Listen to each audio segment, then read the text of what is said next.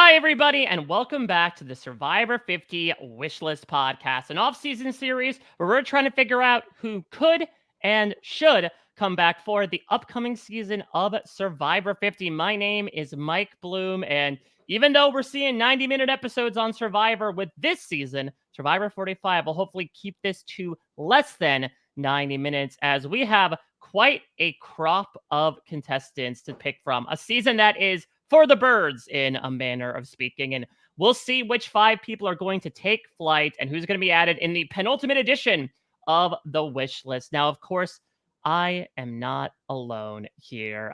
He is not Batman. He is the Canadian. And I'm so excited to be playing with the boys with this guy today. It is the great Pooya. Hey, I'm so happy to be here, Mike. This is going to be a good time.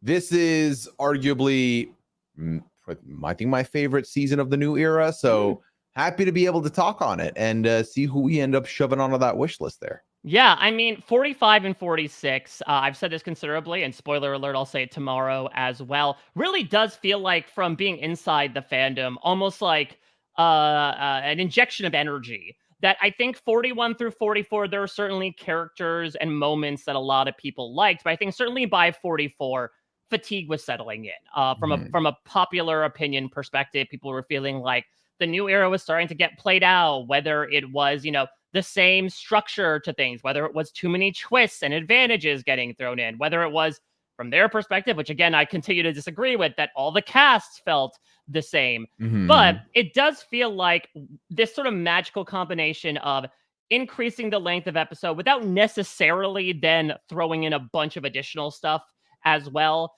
combined with getting that extra time to get to know what ends up being a really interesting cast. And you have a very good season. And look, tomorrow we are going to talk about the absolutely incredibly entertaining shit show that is 46. But I've said it before, like 45 has a good amount of unhinged aspects to it as well. As much as we might sort of broad brush the season as, oh, that's the one where the Reba 4 and D dominated from beginning to end. There is so much stuff with personalities here that does come from the additional 30-minute runtime to each episode that it allowed us to see so many of these players that makes us want to war in a second time for some of them. Yeah, no, honestly, I feel like, despite the Reba 4 really taking the whole game over by pretty much when we get to the merge, I feel like the parts that for me were fun, we had a couple healthy blindsides, which was delightful. We had some really great characters that, whether or not they had a full season arc doesn't matter. They had a couple of really good moments, which is worth highlighting. We had Boys Night. We had the return of the auction, which I think was one of the biggest surprises. And one of my favorite things that has happened in the new era was to find out that the auction isn't dead and gone. It's still somewhere out there. And we can now ask for it to come back more because it came back relatively recently. It's not a pipe dream anymore, which I'm happy about as well. So all of that and a returnee in the new era, our first returnee, which was nice to see. No, this season really brought all of it. I think packaging it with the 90 minutes was great. And ultimately for me, the other side of it too is, at the very least, during when the show was airing, because I can't speak on things now, assuming it's still the same, but this was a cast that clearly were all like, they loved each other and were very much like a united front, which is refreshing to see. And I know that people like the drama and they like what's the beef? What's the gossip? I was very okay with not having that and just seeing a cast of people who love the game, have love for the game, and champion each other, whether or not they were blindsided by somebody, whether or not they had problems on the island. It was nice to see. It was refreshing. And that's the thing as well, is that I wouldn't necessarily call this a season that people lump in of like, nobody feels any sort of animosity towards each other. It's all good game once they're voted out. I mean, we'll talk about what the hell, guys, of it all, that there was a lot of emotions flowing on that island. Hell, one of the conversations they have in these first few tribal councils, right, is like the difficulty in divorcing your emotions from gameplay. And we see that play out in multiple ways, including, we had the Franny and Matt stuff going on last season, but this was one of the longest lasting and most impactful showmances on the show since Rob and Amber, something that gets invoked, where our final two, once again, are Dee and Austin. And that was a really interesting dynamic to see.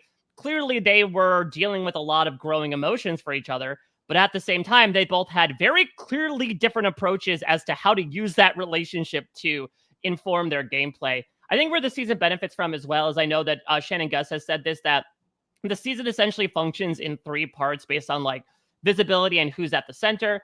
The first part is, of course, the destruction of Lulu, one of the, most shit show tribes in Survivor history. The middle part is kind of the destruction of Bello, where this tribe never goes to tribal council pretty much in the pre-merge. And once they finally get the chance to turn on each other, they do. And then the final part is kind of the destruction of Reba, that once they get to the final seven, theoretically, they could steamroll their way to the final four. But then they start eyeballing taking each other out. And then you have someone like Dee being able to take advantage and laying waste to all the opponents that lie in her wake. And so that does allow for a lot of visibility as well from a lot of these players. It doesn't really feel like that people might get more understated edits compared to others, but this is one of those casts where it doesn't really feel like anyone was purpled. And maybe, again, it's due to the extended runtime, but I definitely feel like we got to know at least a little bit about all 18 players. Yeah, which I think is a very difficult task to achieve on Survivor, with the fact that no matter what happens on the island, we are left with 42 minutes of airtime, obviously 60 if you count commercials, 90 if you count that season. I feel like we had a good spread, a decent spread of about everybody here. Like, I think everybody we talk about, I can name one or two moments that really stuck out to me. And that includes people who may have taken themselves off the game. Yeah, which then makes our job even tougher, because this is not necessarily an argument we can lean on of like, well, they weren't really on the show, so they probably won't be brought on. This is going to be one of the harder casts, in my opinion, just because there are a lot of standouts. And I also am wondering, Pooya, I think back to when they were casting for Survivor Second Chance, and like the popularity of Blood versus Water and Worlds of Cagayan, I should say, were so at the forefront of the producers' minds that they brought in a good amount of people for the ballot. And I certainly feel like 45 and 46, whichever dog you pick in that race, regardless, I think a lot of people say those are the top two seasons of the new era so far. And again, I think it had a lot of enthusiasm around it and even after the fact. And so, yes, we do have 3 more seasons technically ahead of us before 50 comes around. But I really do wonder that are Survivor producers looking at one of the more recent popular seasons to pull maybe a good amount of people from in 45? Which that is why, and this conversation about 50 has been pretty much since we heard the little rumor has been running rampant. And that's kind of why in my head, I've basically decided for myself that I think it's going to be an all new era returnee season. And a big chunk of that has to do with the fact that I truly do think through the first 6 seasons now, you can make a nice cast of 18 or even 20 people, and it'll be an all-star caliber cast. I really think there's enough people in the new era alone, and we don't even have 47, 48, 49 to look at yet. And I definitely think there's validity to that. So that's why I think it's entirely possible. I think 45 and 46 have been very character heavy, have been very fun. There's been chaos, there's been personality, there's been strategy, there's been social acumen. So I don't think you could go wrong by doing this. But also, if the door is true, like Jeff Probst has said, is truly open to all the seasons, your job just got even more hard. Because I mean, even on 45, I know we're going to talk about our list. I think for me, there was like 3 people that were kind of locks, but even then you could talk me out of it. And that just made 4 and 5 even harder to look at and think of, because there's so many people you could put in their spot. Yeah, completely agree. I really, really love this cast. It's a really strong group. And so it's a tough job ahead of us, but much like a wanton rice bag, let's take a stab at it, much like Jeff Probst, and get into this cast. Starting, of course, as we always do, with our final 3. We have our 0 vote finalists, and some would argue the biggest Charlie Brown in Survivor history. Oh, and a la James and Mike Renegis says, I just lost my title for the biggest Charlie Brown ever, in Jake O'Kane. And then we have our final 2 here in the form of a kindling showmance in Austin and our eventual winner, Dee. And I want to start with Dee here. Yes. because, I mean, D has been talked about at the time, and I think, again, still a little bit under a year later, as one of the most dominant players in New Era, if not one of the most dominant winners we have seen from the show in quite some time, maybe since Tony in Winners at War. It's rare sometimes that you find this person that is able to kind of be at least pretty good at, from our perspective, every portion of the game, whether it comes to the social aspect. Again, she was someone that got in good with so many different people that there was really only one opportunity where she wasn't safe. And even there, she was able to skirt by due to the chaos that was happening at the final five. Obviously, the strategy is on lock. How she was able to weaponize those relationships, take in that intel, and then singularly make the moves that she wants to make to guarantee the person that she wants gone is gone. We got so many confessionals, right? Of like, oh, Caleb was pointing out my alliance. He's got to go. Oh, Kendra said she's gunning for me. She's got to go. And Dee was able to check them off her list. And then there's the physical aspect. Dee was a CrossFit beast. She wins 3 individual immunity challenges this season and clearly maintains a fantastic shape that I think would make her definitely someone that to look out for in terms of the physical aspects of the game as well. And so she really is the total package.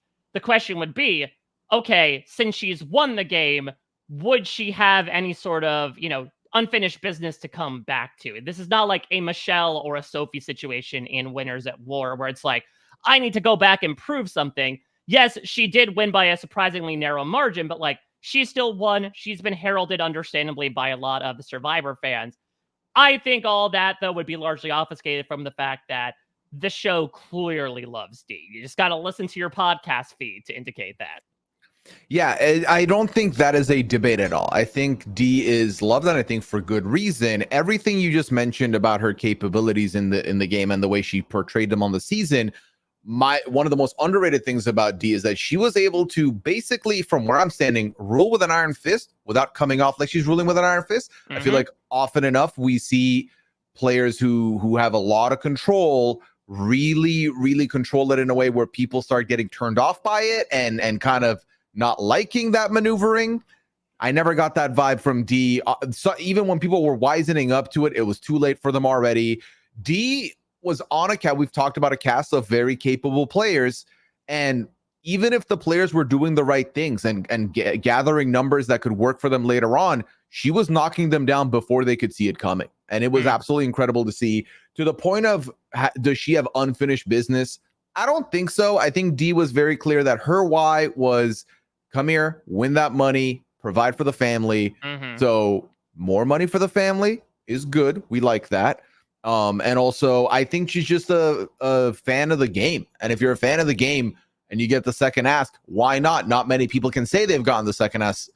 Some can say they've gotten 5 asks. Okay. Some can say they've gotten hella asks. But I think for Dee, you love the game, might as well try it again. Why not? The other thing that I love about the new era is that obviously we're in an era now where there are watch parties everywhere. There are opportunities to mingle with fans and alumni everywhere.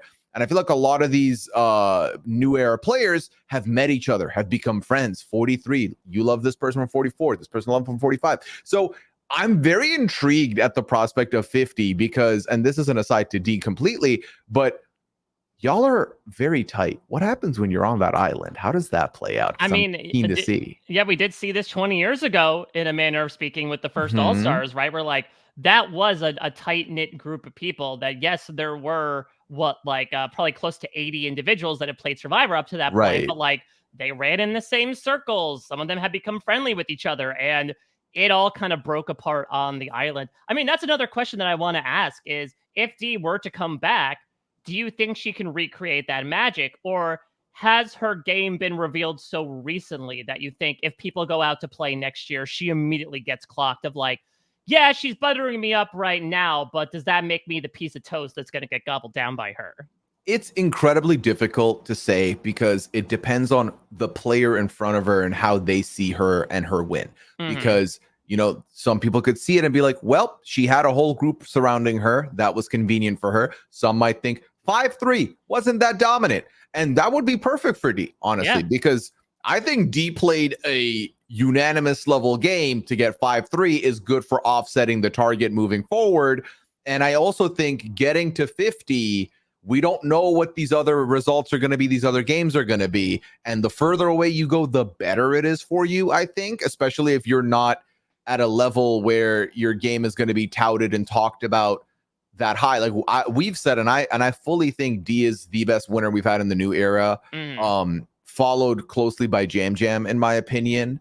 And I feel like even then I could see people underestimating D, which would be a huge mistake because I think D is the most complete player we've seen in quite some time. So let's talk about, I would say probably in order of their likeliness to get asked back. I'm going to move over to Jake here because Jake, Fair. obviously huge presence, big comic character, has an underdog story pretty much for the entire merge after he kind of blows up his game because he keeps trying to make rocks happen and as a result gets caught a little flat-footed, but is still brought along despite the fact that he's the perennial target. That doesn't stop him from trying things, at least even if they don't work, kind of culminating in that final 5 maneuver where he plays the idol on Katora, but then it turns out that the votes just completely go sideways for so many reasons because she is unnerved by the way that he was approaching her. And so Jake was coming in probably not necessarily a factor, but you wouldn't be able to see it from just the tenacity and unique personality that he brought to things. I brought this up on the 43 podcast, Pooya, but I'm intrigued to hear from your perspective. Do you think Jake and Owen are competing for the same spot? I don't know if I would necessarily say they're competing for the same spot. I think they've had similar journeys, right? You know, not just placement, but also storyline of being the Charlie Brown, but both being the Charlie Brown that will never stop trying. I think the passion is very visible in both of them. The try was very visible in both of them. At no point did either say, you know what, I'm clearly not going to win. Just take me to 3. Like it felt like at every given point they gave it their all. So in that regard, they're similar, but I don't think they share the same spot. I think that if anything, both of them having the similar storyline or similar, you know, we talked about how is D's story done? Is there anything else left to prove? Both of them have a lot to prove. And I think I see a world where both of them are on and you give both of them a shot to see how they work. Hell, who can be the bigger Charlie Brown between the two? Right. And also Survivor consists of nowadays 3 tribes, sometimes 2 tribes. They don't have to be on the same tribe, but I can certainly see them on the same season, you know? Yeah. I think that as well. Again, Jake and Owen are just like 2 very different personalities as well. Where I think, listen, Owen was able to be angry, get in his feelings when he wants to, but like not on the level of Jake breaking a challenge like he does at the Final Four. Again, this is an absolute extroverted personality. He's a theater kid to that point, and who knows, maybe if he is able to come back for a second try, this former tree can grow into like a forest of a game. I would be intrigued to see how Jake would do if he was given a little momentum. That again, the majority of his game, since he didn't vote in the first half, was pretty much like the first vote he gets, he tries to make this big move and it lands on his face, and then he's pretty much just like trying to outrun the monster for the rest of the season. I would be intrigued to see if that changes his approach to the game or even just putting him in a different situation, how that could inform how he play for a second time. Yeah, because I mean, that's one of the fascinating things about games like this is that someone can come in with the knowledge, they can come in with the audacity, the energy, the power to want to do something. And if they miss, that can just change up everything they were doing coming in. So I would be intrigued to see a Jake with a little bit more agency or a Jake that successfully masterminds a move and how that goes. Does Jake become very cocky? Does he become very confident? Does that cause his downfall? Because where his downfall here was caused by you touch the burning stove, you back down, then you went to touch it again, and last second someone removed the pot and you put your hand on the stove again. So it's just it's fascinating to watch, and it's storylines like that do definitely intrigue me. I'm intrigued about Austin. I really go back and forth here because I would say from like an edit and a story perspective, I think Austin had probably the smallest edit out of the final 5, which is again a bit of a high bar considering that it was a very even edited, strongly edited season. But Austin's sort of story for 45 was the entire thing with the sandwich, which was hilarious and petty in only the ways that could be expressed in Big Brother Mhm. 26. And then, of course, his relationship with Dee and how it ends up screwing his closest ally over in Drew when he ends up sharing so much information in her and trusting in her. I could see the appeal to bringing Austin back. Obviously, there is this unfinished business of like, he got so close to winning, and should he have cut D at a certain point? Is that a lesson that he's going to take with him into the next game? On the other hand, this is when we have to start looking into like the archetypes of it all. And I talked about this on 41, Pooya. Do we feel like Austin and Xander are sort of two sides of the same coin here? Well, Xander was, let's see. So Xander, from the outside, for a lot of people, the casuals certainly were like, that's our winner. He was robbed. But a lot of the players kind of had discounted him. Like, oh, you know what? We don't care that he's got these powers. It don't matter. If we say they don't matter, they don't. And they certainly did not. Do they share the same spot? I don't think I would agree. But also I would say that if we were to put them on a power ranking of who's more likely to end up getting the call between the two, I think Austin gets the call over Xander, but I also don't think Austin is high on the list for getting the call from where I'm standing. I feel like from this season, I think D is your winner. D is the one you want. If D says I'm good, do you go Austin next? I don't even know if that's is Austin D at home. We have D at home. Right. I don't know, because that's the thing. I feel like Austin's story, like you said, smaller edit, but very small edit considering that he's 1 vote away from a tie, 2 votes away from winning the whole thing. That being said, I don't know. And personally, Austin is very nice. He's great. The sandwich arc was hilarious. It was one of the funniest things that season for me that stood out.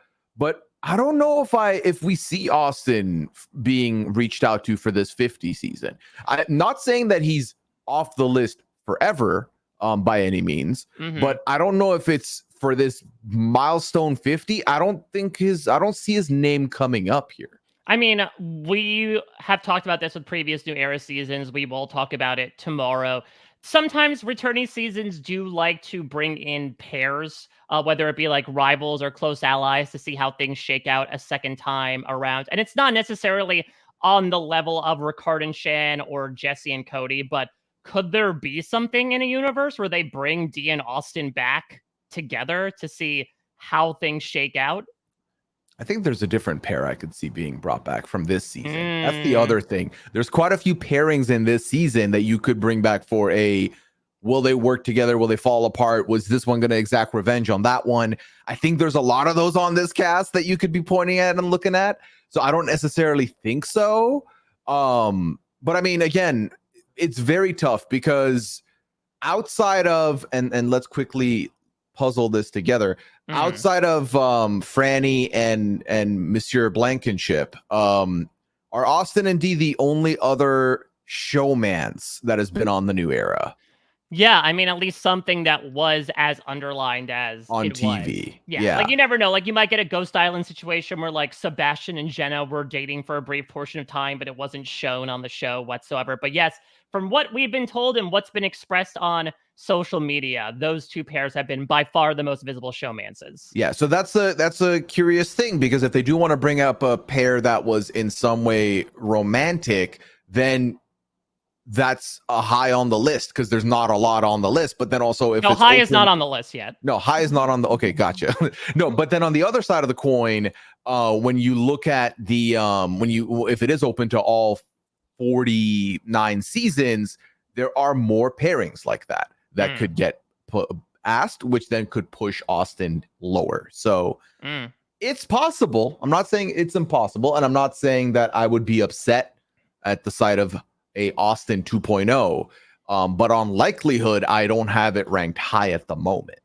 All right, well, let's move into our jury here. Working our way up, we have the aforementioned Batman/Canadian who had 9 lives in the game, as shown by that little die in his pocket in the form of Caleb.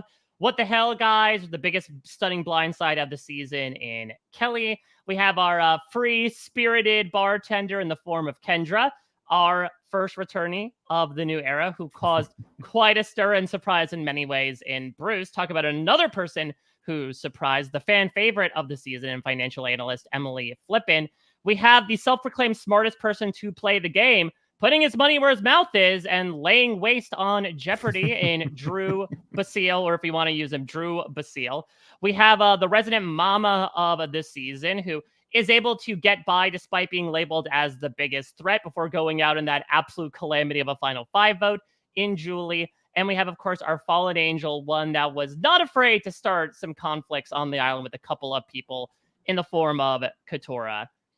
Pooya, it brings me no satisfaction to start with this person, but I need to say it at the top because basically ever since she first stepped foot on that barge and pushed back on what Bruce was saying to everybody during the match chat, a lot of people wanted to see Emily back. She has undergone one of the most explicit transformational processes over the course of Survivor, as she essentially learned how to play more from a social perspective, to not be so brazen about, oh, these two people are going off, let's target them. She learned how to play the game more tactfully, honestly. And it got to a point where she ends up getting taken out, going from someone that probably would have been the odds-on person to go first had Hannah not quit, to the person that was considered one of the bigger threats to win, because she was the one that convinced Bruce not to play his idol, and she is idled out with only 1 vote to her name. It is an awesome story.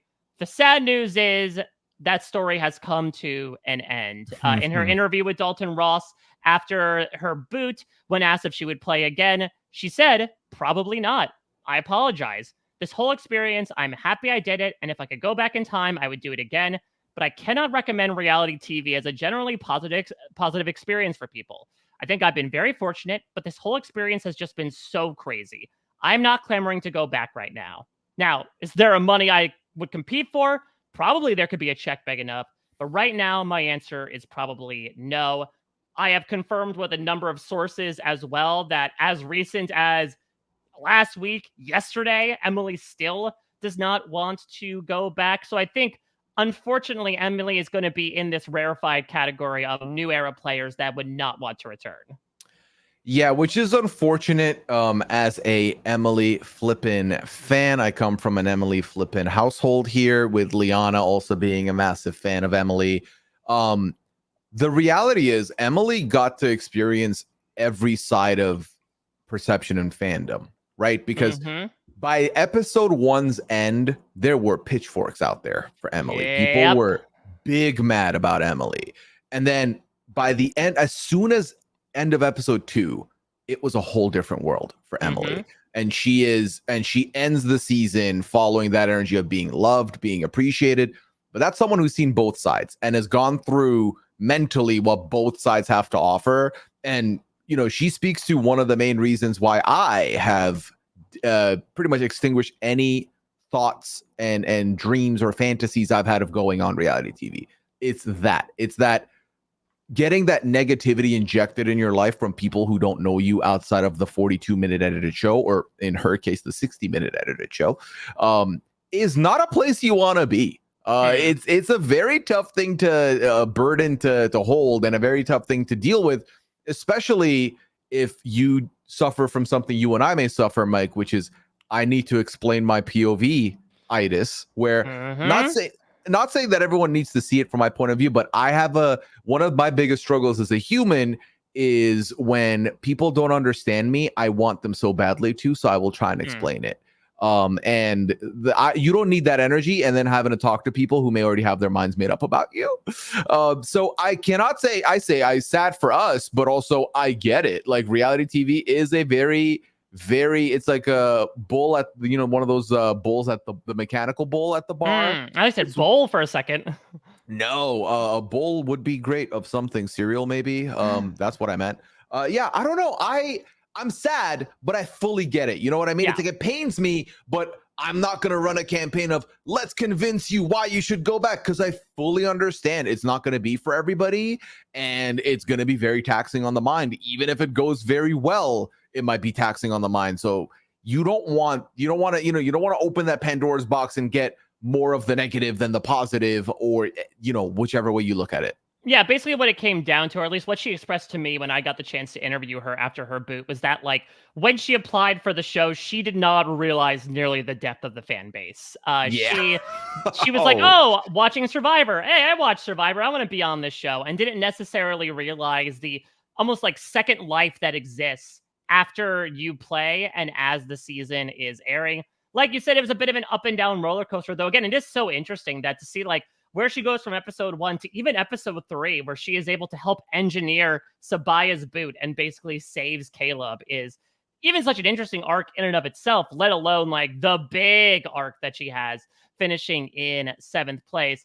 But I've talked about this basically from the very beginning. I am not going to drag people onto this list if they don't want to be. I guess the silver lining here is that does allow one more spot for somebody else. But I would also imagine, like, without any of this, there's like a Mount Rushmore to me of people from the new era who would have been locks to ask. And I think Emily would have been on that list. So it's unfortunate, but if she is happy being one and done, then I'm happy to have her protect her peace. Same. And if she wakes up tomorrow and says, you know what? I want in. She's in. Yep. I definitely think she's in. I think it's in her hands. And that's kind of like the biggest compliment in the world, where you are wanted, but you don't want it. But if you want it, you can have it. She's playing hard to get. Well, I want to talk about someone who I think is probably the next biggest lock now that Emily is sort of out of the picture. And we're not going very far because we're talking about the same yellow buff here, Caleb, because on paper, you would probably say Caleb was the first juror. He went out in a split tribal council. How would Caleb be considered? But the show absolutely loved Caleb. The fans loved him even more. I mean, this was a guy who obviously was one to look out in the preseason. Everyone had something to say about this guy who was smiling and palling around and trying to make connections with everybody. And that's something that gets him targeted from the very beginning, where his own closest ally in Sabaya is like, oh, this guy's dangerous. Did he just go hop on a boat to talk with Reba for the entire afternoon?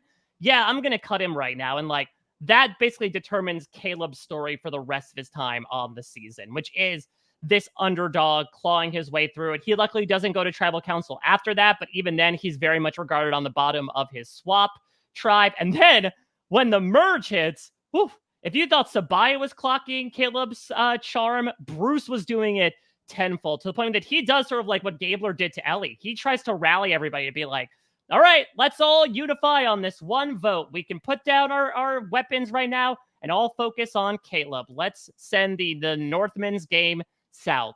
Luckily, that 1 out of 6 shot ended up working. Caleb creates this incredibly exciting moment. I would say like one of the defining moments of the new era, which was, again, bringing all these new elements in. And Caleb was able to showcase like, no, this is why this exists, because when you're down and out, you're able to play this and beat Kelly Wentworth's record for votes nullified. And then it kind of comes to an odd, unceremonious end the very next episode when, again, it looks like Caleb is on the outs. He's on a tribe with Dee, with Julie, and we think, okay, he's basically dead in the water. And you have Jake working with him to try to flip things, to cause a tie vote and try to get one of Dee or Julie out. And it just doesn't work. Caleb's time is finally up. But I do think the popularity of him from both a fan perspective and a production perspective and how they look back on the season has really endured. I agree. I think this is the number one lock on the cast obviously for me personally, but I think just generally. The fact of the matter is the new era has brought some new mechanics into the game that they are keeping, and they want to be a part of the ecosystem of Survivor now. Shot in the Dark being one of them. Caleb is the poster for Shot in the Dark now. Yeah. It doesn't matter who else comes in and does it. He was the first one to nullify. First of all, breaking the record, nullifying that many votes. I think that reaction moment, that clip will be on many seasons to come. Every person is like a Sistine. Every person on that cast, at the tribal had a reaction worthy of looking at. I did take a snapshot of that, and it was on my Twitter. It was incredible. That moment will live in infamy. So I think off of that, the back of that alone, I could see him being brought in for that marquee moment being highlighted once again. But then you look at the player, and I feel like Caleb was a very dynamic and fun player, very charismatic, good personality, physically capable. He does one of the things that I really appreciated this season, which is he took Emily, someone who could have just been easily the second boot on the outs. He takes her under his wing and tries to help her back up into a social standing. That ends up paying big dividends when him and Emily blindside Sabaya, who was going to go for him that night. So without that moment, you don't get that moment. That blindside was huge. And someone who I've had the pleasure of meeting, very nice, very easy to talk to. I picked him first in the draft for 45 for good reason. Now, have I wisened up and maybe feel a little bit skeptical on his winning odds? Yes, I think it's very clear to see. You talk to him for 5 minutes, you know what's going on. But also, am I willing to have him on only to get Malcolmed a la Game Changers for my sake, where I was rooting for Malcolm only to see him go? Yes, because I would get more Caleb on the screen. I don't see a world where you don't see Caleb on the cast unless A, he says no, B, it's open all 50 seasons and they really are going to go for like big name legend status, which then maybe New Era would have a lot less slots, and then maybe he loses out because of that. But I don't know. I feel like we're going to see him. Yeah, and I think as well, I want to see him honestly play on a tribe that holds water in challenges. That can win some. I mean, Lulu does win one reward challenge, but yeah, when it really counted, they unfortunately got blown out multiple times. And so I do think we saw also a different form of Caleb when his tribe starts winning as well. And I do wonder, hopefully if he's in a situation where he's in a bigger tribe as well, is he able to hide himself a bit more, where he almost immediately had to step up as like the most physical person on Lulu as a result. And so obviously that drew even more eyes to him. Plus, it's interesting in that, like, if you're looking at, okay, what did they do in the game and does that brand them a threat? Again, Caleb finishes in 11th place. It kind of goes out with a whimper after this big shot in the dark play. And even then you could say like, oh, his most memorable thing he did was he got that shot to pay off, which doesn't, I mean, I guess it speaks to his skill in that, like, he was able to clock, thanks to Emily, that all the votes were coming his way. But I do think that Caleb could be someone that honestly would be underestimated just due to, I think, the things that people remember about him. And then who knows, maybe that charm offensive is able to work for a second time.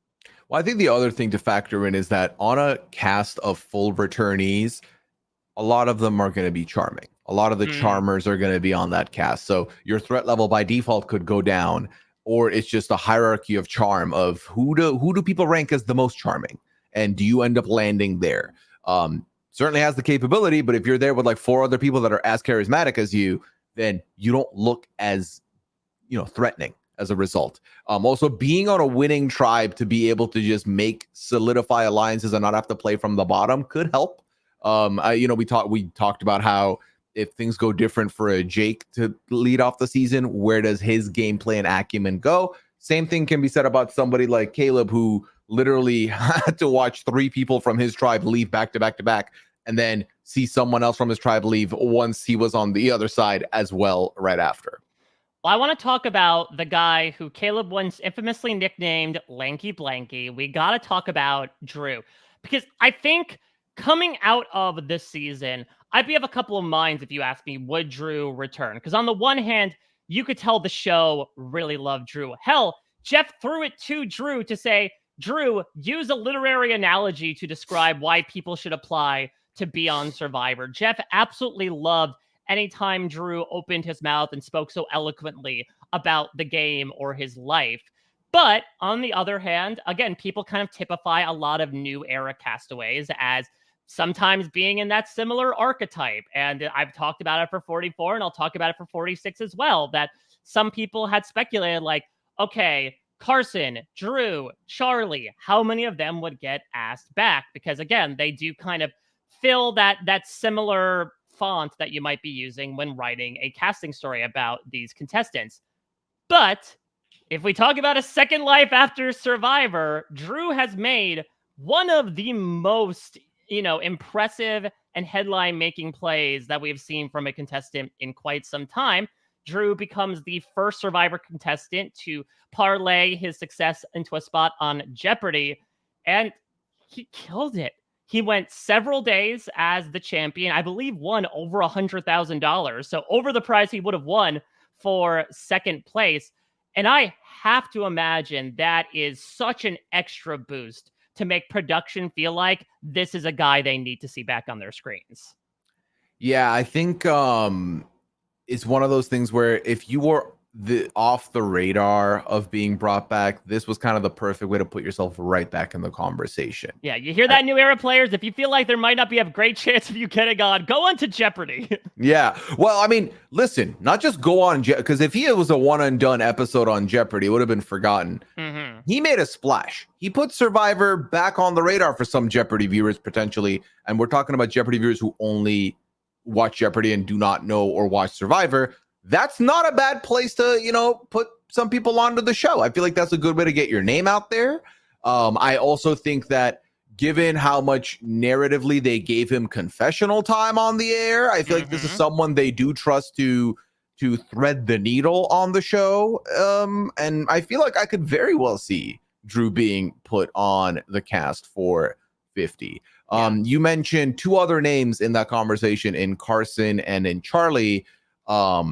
I haven't thought about them really because I've been focusing on this season, but off rip, I think Drew beats Carson in the. I would agree with that. Yeah, and I think that slotting. And I think, again, not to spoil too many things tomorrow, but I do think there is a world where both Drew and Charlie could be on, because Charlie also has obviously this huge story of just missing out and losing controversially that obviously I think would make him a shoo-in to come back. And Drew is a very different path. The other thing is I think that Drew is a very different personality from those other guys too. I mean, this is a guy who gives the first confessional of the season saying, I'm one of the smartest people you've ever had on Survivor. Now, I don't say that to brag. I say that factually. And there was even argument during the season as to like, is Drew a villain? Because this was someone that was very cocky, that talked highly of himself and his position, but also sometimes had the tendency to get a little emotional and throw fits, much like he threw that lid to the rice container at a certain point. Yeah, again, having the capability of showing us a range of emotions, I think is always great, and I do enjoy. And we've really seen it all with Drew. He gets very close to the end. He gets blindsided at the end. That is always great to see. We do love a good blindside. And then how do they pivot back from that moving forward? I'd be intrigued to see it. All right, I want to go back to the top of the jury here because I want to talk about Kelly.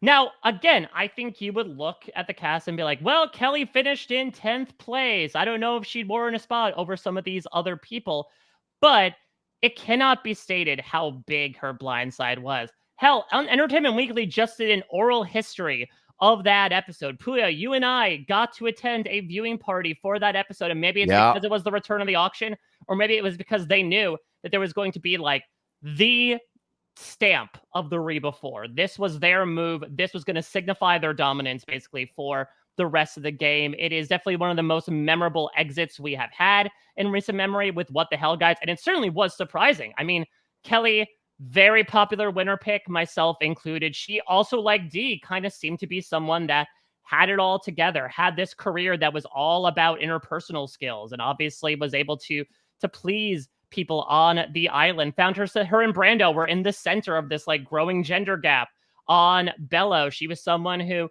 was able to make some plans, and that's the reason why she's targeted. She was physically capable. She ends up winning Get a Grip alongside Dee, and all that leads into her getting cut off at the knees here at the final 10. So again, it'd be interesting to see, like, is Dee arguably taking her spot as an archetype for that reason? But I do think what makes her unique from Dee is the fact that, again, if we're talking about unfinished business, such a memorable way of going out, I think really buoys her chances of getting asked back.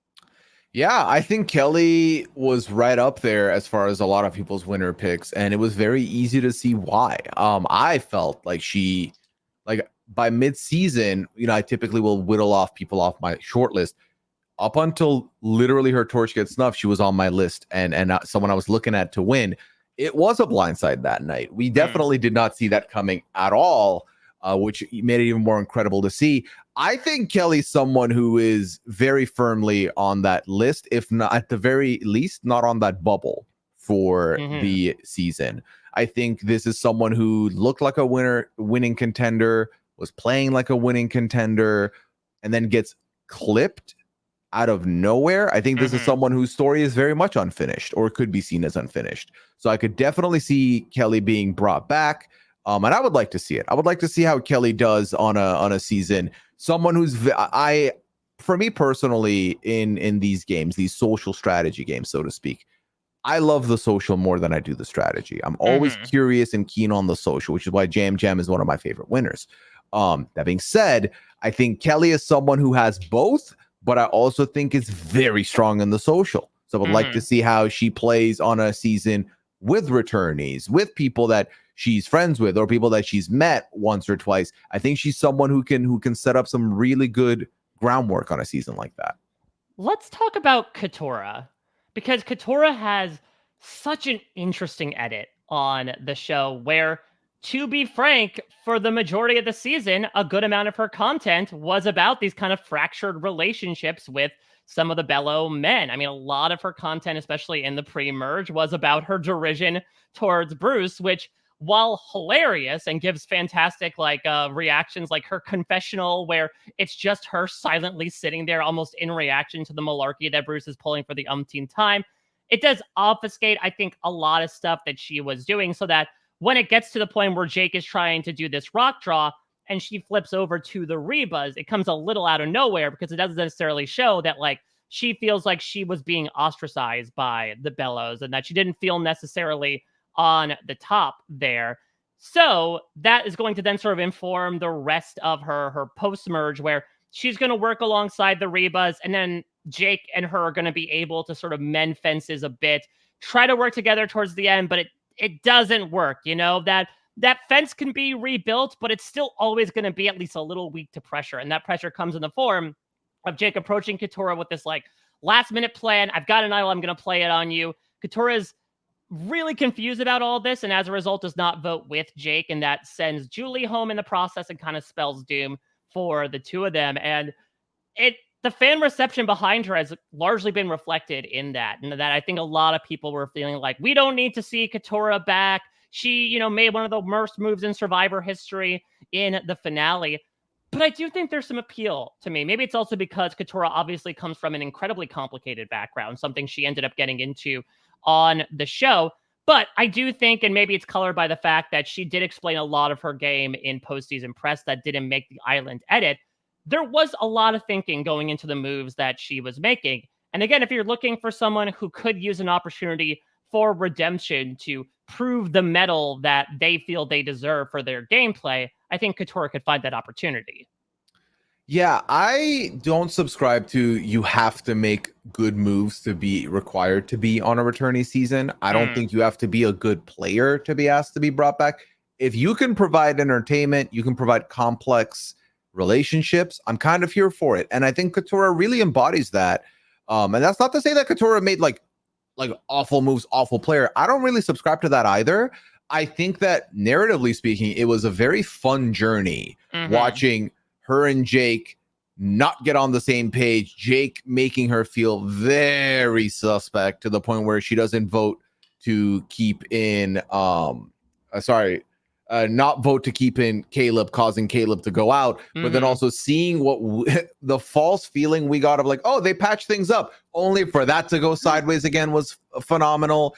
I think, earlier we talked about the prospect of wanting to bring back an Austin and a D as a duo, as a returning duo with a connection, and how that would play out.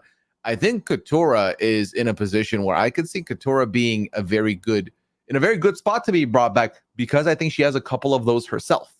Yeah. That could definitely work. Or you bring no one else back in those connections but her. I still think it's a very fun pick.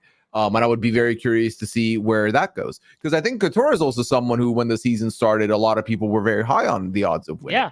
Yeah. And who's to say that, if she's given a new group of people, maybe she might find a new rival there as well. But I do Mhm. think, especially her and Jake playing together would be very interesting, considering, how their game ended, we're about to get into Bruce, and as much as the Bruce Katora dynamic was such a big part of her story, Bruce's game didn't necessarily end because of Katora. It was more so an Emily thing and like everyone kind of piling on that Bruce is finally gone.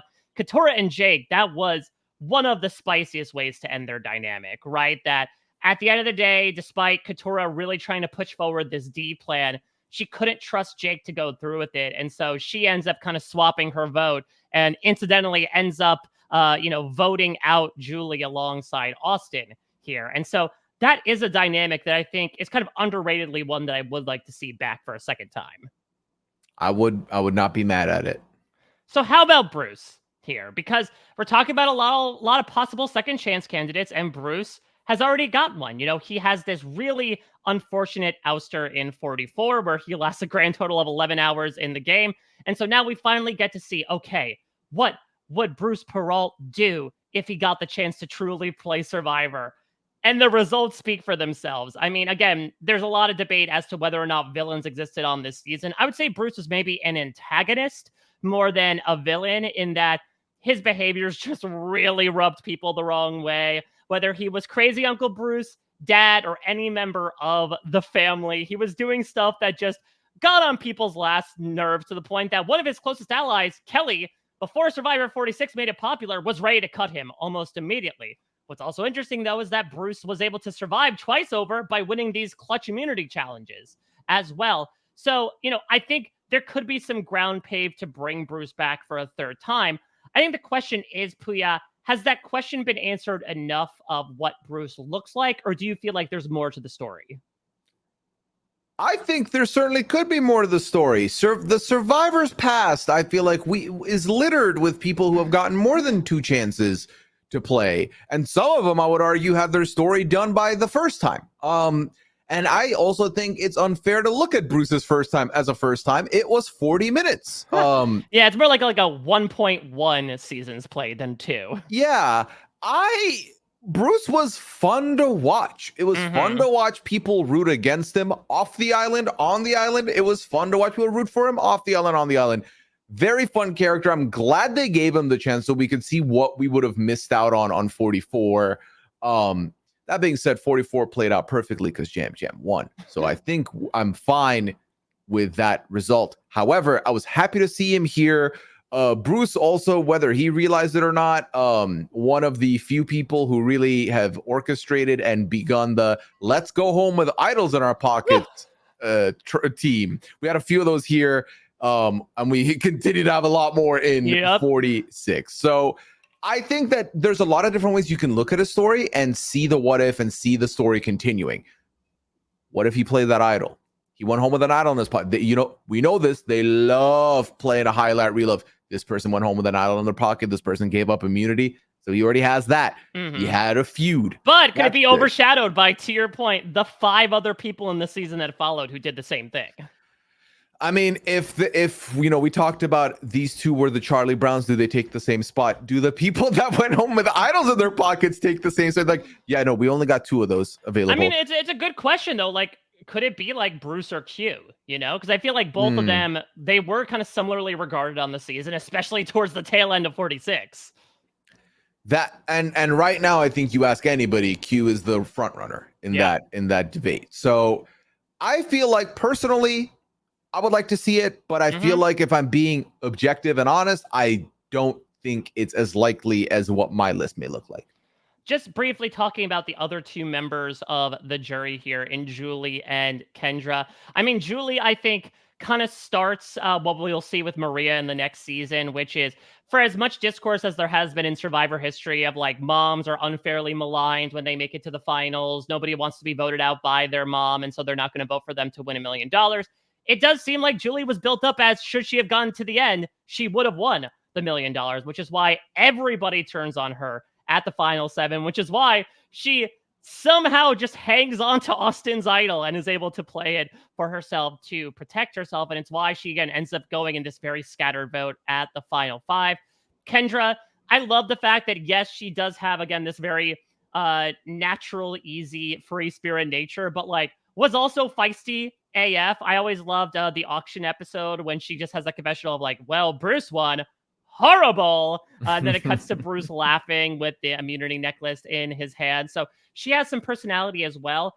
I think my concern with these two would be, again, I'm going to keep saying it with this new era, it comes back to archetype.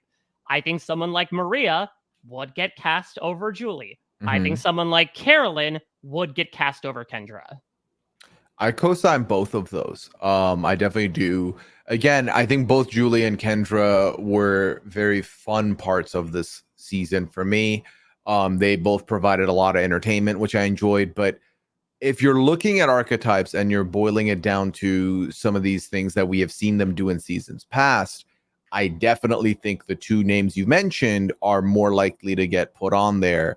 Then if they say no, does that open the door for specifically Julie and Kendra to get the ask? Even then, I'm not 100% sure, which I think works against them. If it was a clear, like, if no, then go to this person, then it's a better situation. But I don't necessarily know that would be the case.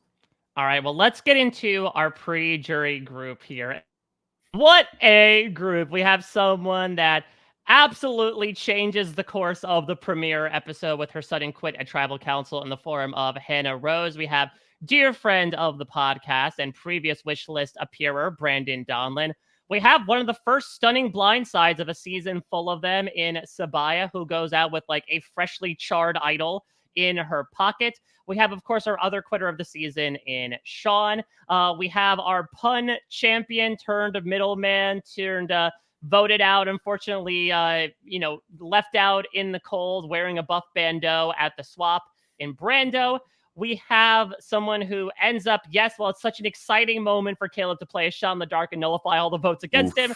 It comes at the cost of poor J Maya. And at the end of this group, who voted for Sifu? A good amount of people did throughout, but that's the guy that closes out this group. I will keep saying it that I do think it will be a bit tougher for pre-mergers in the new era to get consideration with the select few exceptions, just because by and large, the groups that make it to the jury stage have both memorability, personality, and strategy to boot. But I would imagine for me, Pooya, if there was one person to pick out of this group that would be most likely, it would probably be Sabaya. I co-sign. I 100% feel the same way, because we have seen it on returnee seasons where there's one, sometimes two, of like, how did you get on here? I didn't expect that, or we didn't see a lot of you. But I think of this cast, I would also co-sign and say Sabaya. Now, Sabaya obviously had the candle idol that ended up not happening, goes out by a vote of 2-1. Had she not sacrificed her vote, it would have been a 2-2, and something else could have happened there. I mean, there were so many sliding doors that she should have used before she proceeded to walk into one of them. Yes, because if and refresh my memory, this was she could use her idol right then and there. However, if she sacrificed her vote, she could use it later. She could use it. So it's sacrifice your vote once, it works for the rest of the pre-merge. Sacrifice it twice, it becomes a fully powered idol. Right. So the fact that there were a lot of outs there, and it came down to a very close 2-1 vote when there's just 4 people.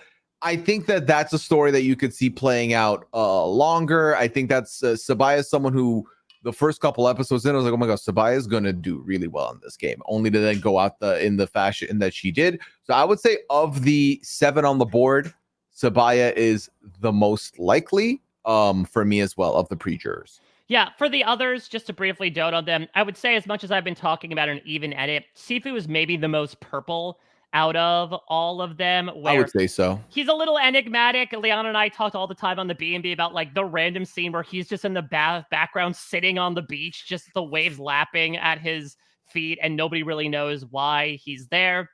J Maya, I think, has a lot of second chance appeal because, again, were it not for something that has only a 1/6 chance of working, she would have still made it through the game, and then who knows what happens from there. But again, I would also say someone that like kind of popped in fits and starts.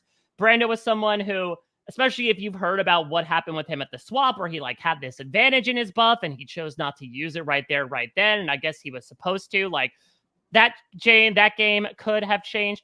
Brandon, I absolutely love, and I think really walked out with his head held high. He also told me in our exit press that day after he was voted out that like he is more than happy to just go back to being a fan, and he does it with aplomb if you see his social media. I don't think he would say no to coming back. I don't think this is an Emily situation, but I think he is more than happy to observe season 50 from afar.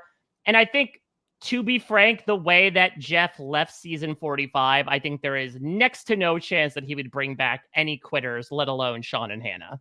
No, I do not think either Sean or Hannah are getting a second opportunity here.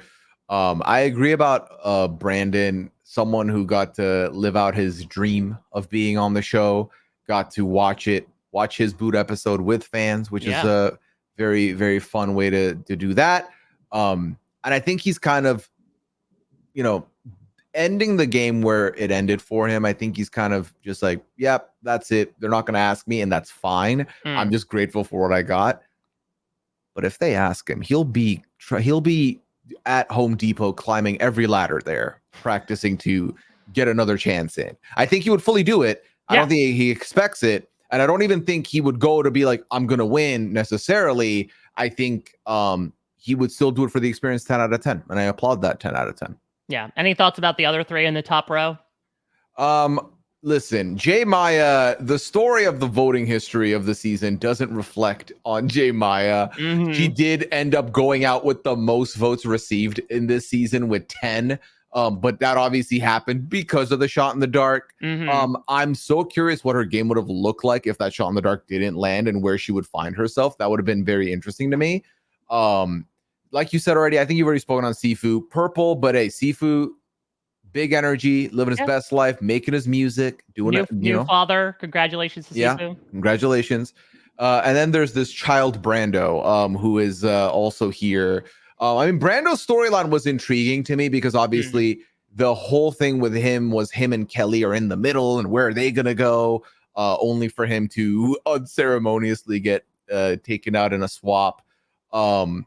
I don't know. I've had multiple interactions with Brando, but I don't know if he would want to do it. I'm not 100% there. I don't know. I don't know.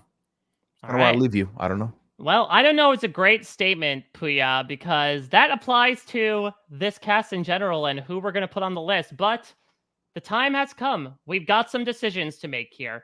Now, I would say it seems like there are a couple of locks. I think you and I are both in agreement that I would imagine Dee and Caleb are probably both making the list, correct? We can lock them in.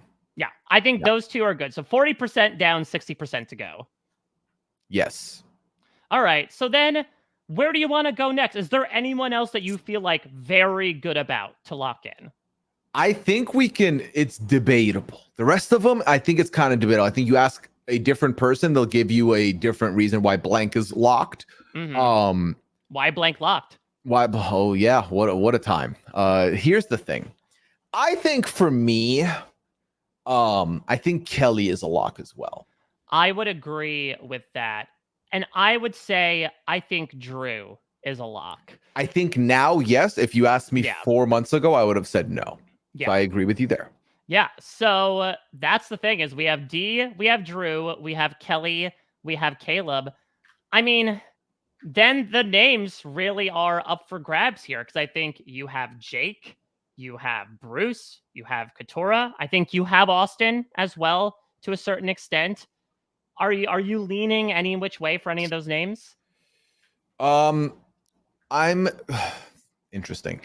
I think for me, Bruce, Katurah, Jake is kind of the order I'm looking at them right now, and the order I'm thinking. Austin is 4 out of 4. Again, no disrespect to anybody here that I'm speaking on, just kind of how I'm feeling and thinking at the moment. Yeah, I would probably go interesting because I probably go like Jake, Katurah, Bruce. I don't know. Maybe it's just for me, it's just this thing of like the idea in my head of, oh, this might be a second chance this season, and like Bruce already got his second chance. Like could production think of it as, well, we already got that story from him. All these other new era people haven't had that opportunity to come back and prove themselves. I mean, would a second chance season have a winner on it though? That's a good point as well. So yeah. So I feel like some combination of Bruce, Katurah, and Jake has to fill out this one slot that's left. Damn it, Drew! Why'd you have to go and be clutch on Jeopardy, huh? It's all Drew's fault at the end of the day. It's all Vasile. So for you said Jake, Katurah, Bruce. I said Bruce, Katurah, Jake. I mean, that's awful because that averages them all out to 2. Like they all average the same number anyway. Yeah, it's like, I mean, we could make the argument, well, we both ranked Katura second, so should it be Katura? I don't know, because I mean, I would be very okay with seeing Jake despite having him 3 on the list here. And listen, me and my lovely wife Liana, we discussed Bruce, because we both knew we were doing the back-to-back Bruce seasons. Yes, and we're like, we're gonna stump for Bruce. Now, if I know correctly, Bruce did not make the ballot for 44. I mean, it wouldn't really make sense, would it? For 44, it would not. 45, there's validity to it. There is validity, yeah. I still think Bruce is my number 1 here. I think I'd be very intrigued with the Katura second chances. And I would actually be intrigued with the Jake second chances. So how do you want to break this? How do you want to? I mean, you know what? I will leave it up to you. You are the guest. So I will say, yeah, because I don't know. Do we flip a coin? Do we fight for it? Because that's the other thing. Like, it's not just 2 options. It seems to be all 3 would be up for grabs here. And that's the other thing with this entire wild card thing that we threw in here. I think there is a good chance that the one that we pick, at least one of the other 2, would make it anyway by popular demand. But you're the guest here. I will give you the right to pick the 5th person here. All right. Fire up the I'm on a new level meme. I'm putting Bruce in. Give me Bruce. Okay. There we go. Bruce has made it on the ballot. So those are our 5. Last thing we usually do on these podcasts, Pooya, if you could pick someone from this season to appear on a show outside of Survivor, or I guess Jeopardy, who would it be? That's a hard one. This is a hard cast to do this with, because I can see so many of them doing so many things. Okay. In the interest of spreading the love, I won't pick anyone from the 5 we've put on the wish list. Okay, that sounds good. Even though I would love to see all 5 on many of these shows. Okay. Give me Jake and Katura on the Traders. I was literally about to chime in with that exact same thing. Whereas simpatico as Jake and Katura were not. Of just not only the fact that they are both frequent to call things out when they see them and have big reactions to things that happen. Like imagine Jake at a round table when someone reveals they're faithful, but also the fact that almost like what happened with CT and Trishelle, where like they do come in with a little baggage and trepidation towards each other, could also be a great way to inform how they would play alongside each other. Exactly. I would love to see, I want to see Emily on something. I guess the tough thing is that it seems like she's swearing off all reality TV. Yeah. But I mean, I guess if it's, reality is reality TV. I guess put Emily Flippin on CNBC. Give her her own show there. Give her like a Jim Cramer Mad Money thing. She's on my screen. Am I going to complain? No, absolutely not. I'd be very okay with this arrangement as well. Yeah. Going into the picks we made, I also think D. Viadora should have been on the challenge yesterday. Like, I think once Survivor 50 is gone and like whether she's on the cast or not, I think if she wanted to, she would be like a shoo-in as a lock to proceed forward, considering how much she brings, the physicality, the high-level gameplay, and a little bit of messiness as well. I think also somebody who could be good and fun on the challenge. I think Austin could be a fun pick for the challenge. Have you seen those arms? Oh my god. Oh my god. And especially his story as well, right? Of like from geek to chic. Exactly. And final one, a serious one for Brandon Donlin. Put him on the circle. I think he would do wonders there. Brandon would kill it on the circle. I mean, if you've seen any of his social media stuff, you know. And listen, you and I are big fans of the circle. We know how much like sometimes having that knowledge of social media curation actually does help in terms of knowing the way that you come across and promoting your brand to other people. So I think that's a really great call. Yeah, I think that would be a very fun see. And I think that could really show people that, you know, he has chops in some departments. All right, so looking at the 5 we are putting on today, it is D. Valladares, age 27. It is Drew Basile, age 23. It is Kelly Nalbandian, 30. It is Bruce Perrault, who is 47. And then it is Caleb Gaberwald, who is 29. And that's going to do it for 45. It was a tough one. My heart goes out to both Jake and Katura, but something tells me that we're going to be seeing them on the ballot no matter what. Oh, 100%. Yeah, I wouldn't be surprised, and I would love that actually. Well, our jobs don't get any easier tomorrow. As we mentioned it several times, if you will, we are going to Survivor 46, a season I adore, a cast I adore, which makes these problems even worse in that we have to pick only 5 from that cast for now. And especially with a cast that was absolutely chock full of personalities, it is going to be a very tough job. But Puya, from your perspective, do you have a short list of people from 46 that you want to see back on 50? Okay, Venus, first and Mm-hmm. foremost. My Persian on the cast, I will always back. Also very fun. So I would say Venus for me. I would say I think Tiffany is another Mm-hmm. one I would personally like to see. Q, obviously Of another course. one. I'm looking at the list right now. I'm like, oh man, this could get tough real quick. Yep. That's 3, right? That's 3. That's three. That's three. You don't need to go up to 5 if you don't want to. No, I will. You said I can. I think Maria is another one that could be intriguing to see with her story and how her story came to a close, which leaves a 5th spot open. I mean, you wanna anger people, but I would love it. You put Banu. Banu would be hilarious to bring back This after all time I'll that get happened. 2 million hearts. Yeah. But I could see Tevin could be another one I could Mm-hmm. see, but also in true honest meme pick, you put Jelinski. That would be the memeiest of meme picks for that 5th spot. Well, for a meme of a season, we'll see how many of those meme picks end up on the list. And I will be closing out the seasonal coverage part of the wish list with a big one. Of course, we are going to be talking with the one, the only Taron Armstrong tomorrow. He has taken a brief sojourn from his time in the Big Brother trenches to step on the island with me. It'll also be really fun because Taron did not do any coverage of Survivor that season, and I'm sure he has a lot of thoughts about 46, as do we all. So it should be a really fun time. Make sure you don't miss it. Pooya, this was awesome. I know it was an unenviable job for us to talk about, the Achilles heel, the double-edged sword of covering such a well-regarded season with such a well-regarded cast is that cuts have to be made with that sword, but you did so dutifully. What would you like to plug right now for the listeners? If they're looking for me, they can find me on Twitter at Puyaism. They can find me on Twitch, twitch.tv/Puya, which is where I am when I'm not podcasting. And if you're looking for me on my other podcast work, I cover 90 Day Fiance on the network. I cover The Traders. Any franchise of The Traders can get it on The Traders Wrap Up. And also, I'm talking Big Brother Friday mornings when the season is going on. You can catch me there talking live feeds, and you'll still find me doing a recap here and there as well.